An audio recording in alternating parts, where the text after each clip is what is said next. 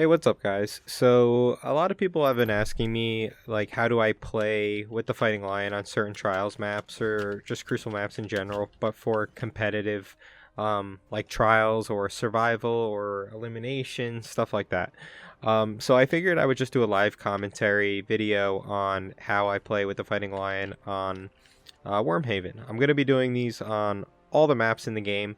Um, but this past weekend was Wormhaven, so I figured I would just start off with this one. Also, this is going to be, like I said, a live commentary video, unscripted video of just me going through the map, talking about some different things that I do, tactics that I use on Wormhaven. Just to get an idea, I went flawless six times this past weekend. I got a bunch of Burden of Guilts, been looking for a God roll. Played a bunch of games on 7, and I pretty much used this exact rollout, these tactics and stuff like that to get my team the W. So yeah, let's just kind of jump into it here. Also, I apologize if you can hear my keyboard or my mouse or anything like that. So I think speed is really important on Wormhaven. So I've been running a Stompy's Hunter. I'd recommend Dunes, PK's Titan, Transversive Steps, Ophidian, Icarus Dash Warlock, stuff like that. So yeah, so getting to mid is, in my opinion, the most important thing on Wormhaven if you're a Fighting Lion user. If you have this spawn here, this is like the best spawn with the door in front of your face.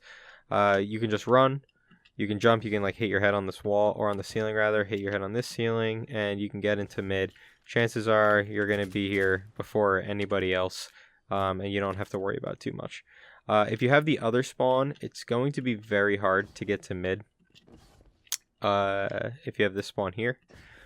So what you can do is you can, do some head bashes here, get some speed. You can cut in here and then start going. Or you can go down this way. If they're going outside, it's pretty easy because you can just run here and you can just jump up. They'll hardly have a chance to even kill you if you do that rollout. If you're on a Titan or a Warlock, instead of jumping up, you can just run underneath and come this way here, and then you'll be able to get to dark and then hopefully, or get to low, and then hopefully jump up here with no issues.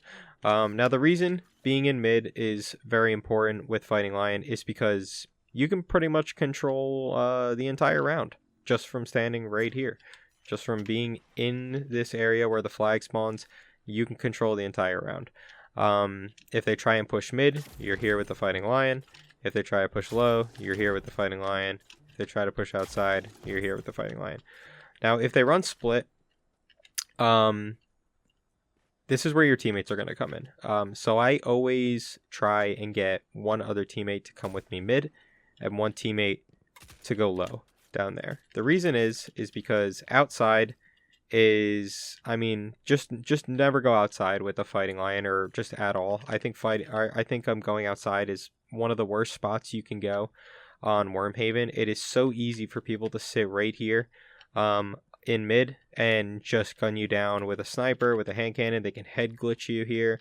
There's just so much that people can do in mid when you're outside to make the game immensely harder for you. So going outside is just not even worth it, in my opinion, if you can help it. If you get that bad spawn, like I mentioned earlier, and you do go outside, just use those two ways of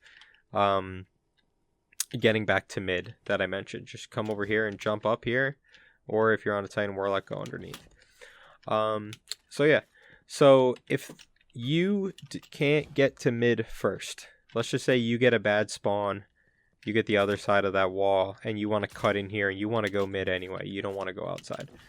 So you get to mid, and they're already right here. They're waiting for you. Let's say they got a hand cannon, a sniper. There's one guy there holding that angle with a sniper. Now, obviously, you can peek here, and you can shoot, but this is super predictable. This movement here is like, even a slide is really predictable for a really good sniper. So what I do is I just do this kind of jump mechanic that I'm actually really surprised I hardly see anybody using the Fighting Lion doing if they're on a hunter. All you do is just make sure you're on strafe jump, which is this one here, by the way. I think this is the best jump in the entire game just because there's so much you can do with it. Like, for example, if you're underneath here and you need to get to up top, you just jump, 1, 2, you're up top again. So there's a lot of things you can do, but yeah. So the mechanic, just jump out, shoot, and jump back to cover. Jump out, shoot, jump back into cover. You can do this if you have on your mark proc, you can reload. Do this over and over again. It is really hard for even any good sniper to kill you doing that, because if you're right here, they can't even see what you're doing if you're right here. So if you just jump out, like, no, your head is visible for like 1/10 of a second. No good sniper, no sniper really is gonna hit that shot unless it's a crazy flick on you. I wouldn't even worry about it. That is like the safest way to peek with the fighting lion against the sniper. Just jump like that and keep doing that over and over again. They're not even probably going to even try, and they might waste a shot on you, but they're probably just going to end up body shotting you. So it's actually a win-win. If they're playing outside and a sniper is holding right there behind the pillar, you can either stand here and try to just burst him out, or you can use the same jump mechanic where you just jump out, jump back in, jump out, shoot, jump back in. It's a really easy mechanic to learn, easy to master, and it's super effective. So yeah, so if they do have that sniper there, just use that jump mechanic. Hopefully you get a really big shot on them, like a 100 plus shot, and they're going to retreat, and now you have mid for free. If you get that shot off and now your teammate is pushing in through low, right? And one comes through low. Now you push the sniper back, their teammate's pushing out of low, and you're here to just freely poke at the guy in low and completely shut down any rotations that they have. Also, anybody who goes mid here, nobody's going to just sit in mid against the fighting lion. They're going to run away, because once you get a big shot, like if somebody's right here, or somebody's right here, I mean, the fighting lion does splash damage like any GL does. So all you have to do is hit a good shot right there. All you have to do is hit a good shot right there. And then if they start retreating, like if they start running away here, now you got this entire wall to utilize with the fighting lion just by standing right here. So if you get them around the corner right there, now you can just bank your next shot. And that's in like the corner back over here. And you can just clean up the kill yourself without even putting yourself in harm's way. So yeah, a couple other spots to be wary of when people go outside is that, let's just say I'm an opponent and I'm coming out here and I have a hand cannon and a sniper.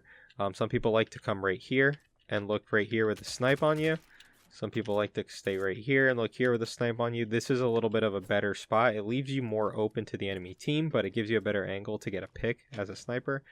They also like to push here and play behind the pillar, which was what I was showing you earlier. And then they kind of just juggle between here. Once you start like hitting them with the fighting lion, they'll start either going from cover to cover. If you hit a guy hard enough, he might end up just going for like a full rotation over here, which is, now he's just split from his team. So now you as the fighting lion guy can just sit here, keep poking at the team, and your two teammates can just kill the flanker, and now you have a free pick and you can control mid, and then they can't do anything. This guy, if he dies, he's never getting rezzed, so you can just hold the ball forever until they want to do something. So that's really strong. You never want to be the person going for the flanks with the fighting lion. You always want to be the guy who helps with a pinch. So say that they're outside, right?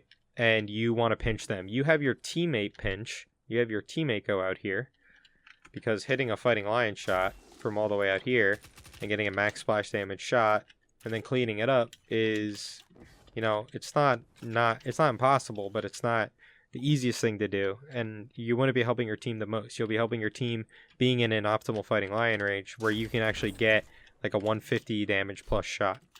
After they nerf it, or after they fix the bug, it'll be a little bit less, but still you want to get a max splash damage shot. So you always want to stay in mid where you can assist with a pinch. The only time I would recommend pinching is if they stack on low and your teammate is down here. Then you can come here and you can just spam here.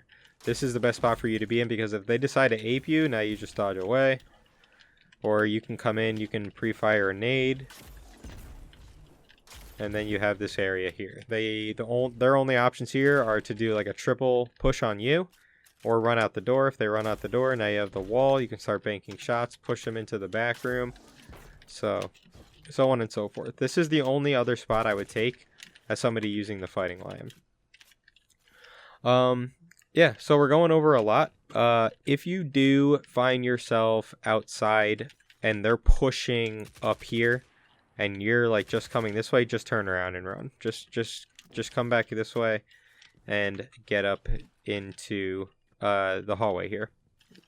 With low, if you do find yourself in low, I never recommend going low. It's really hard to control with the Fighting Lion or do anything down here. You have a really long lane here with a lot of space, which people, the opponent can come in, take this area here. While you can just do this and like peek shot them with the Fighting Lion, they can just run at you with a shotgun and like slide and shotgun you in the face. So if you do happen to go low, try and take this pillar here, where you can get pop shots off here, and if you have to, you can dip and go underneath and just jump back up if you need to. So yeah, that's pretty good. We're going over a lot here. Some other bank shots. I went over the wall. I went over this wall here. Maybe I did, maybe I didn't.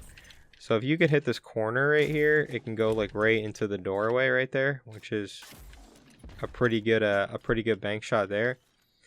Oh, another one too. If you come outside and you're like a warlock or a titan and you have to go underneath, and if they've already taken zone control above you, they're either going to be waiting for you right here, or they're going to be waiting for you like right here. So obviously if they're waiting for you over there, you just spam a Fighting Lion shot. But if they're waiting for you right above you, don't go for a direct impact shot. Try and hit the ceiling on them and drop it right on them like that. If you hit the ceiling on them, then you can kind of jump up there with your primary, finish off the kill, etc. You can also bank it off the ceiling and hit the box if you need to. And you can also even just pre-fire a nade and then the Fighting Lion, and maybe even get a wombo combo off.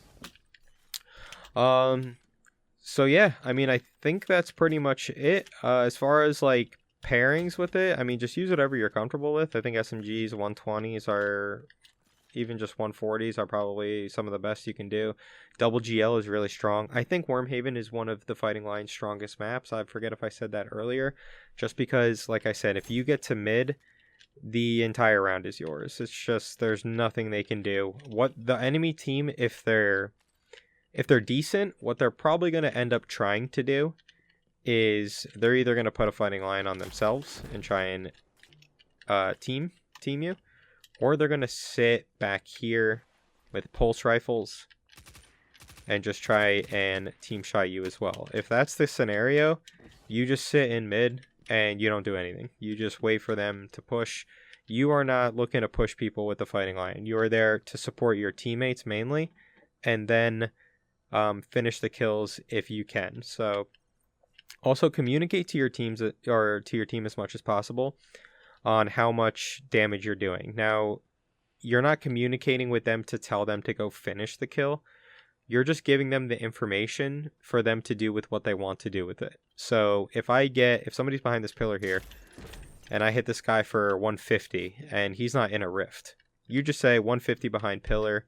You let your team know now that they're low. If your teammate has a GL, okay, great. This guy, I can tickle this guy and kill him.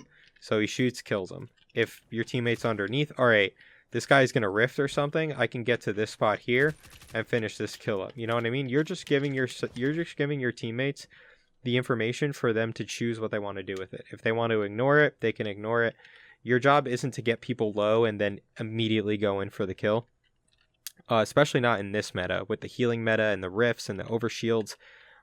You just want to call out the information that's necessary for your team to win the game. If they're going for a flank, call out the flank, because like I said, you're going to be controlling mid the whole game. So if your teammates are here, teaming somebody here, and somebody's going invis and on low and you notice it, you call out the flank. That's an easy team shot, you just turn and kill them. So comms are really important, and I think a lot of people need to understand what the sorry, I was adjusting myself. I think a lot of people need to understand what the Fighting Lion comms are used for. They're not used for, I got somebody low, let's just ape in and kill them. They're used for giving your team information and them doing with it what they want. So yeah, I think that's pretty much gonna be it. Some other things too. I think thermite grenades are really good on this map. They can control this entire lane here. You can also control this entire lane here if you do need to come down here. So yeah, there's a lot of really good lanes that thermite grenades can cover themselves. You can wombo with the thermite grenades and get some pretty easy kills. So yeah, overall, it's just really oppressive to play against on Wormhaven. I'll be showing you guys pretty much all the Crucible maps for trials and how to be really oppressive with the fighting lion and just not let anybody do anything. And I look forward to making those videos. If there's a map you guys want to see next, feel free to just, put it in the comments. I'll try and get to it. I mean, these videos don't take that long to make. But yeah, I hope this video helped you guys. I hope you learned at least something. But yeah, as always, thanks for watching. If you like my content, please like and subscribe and be safe.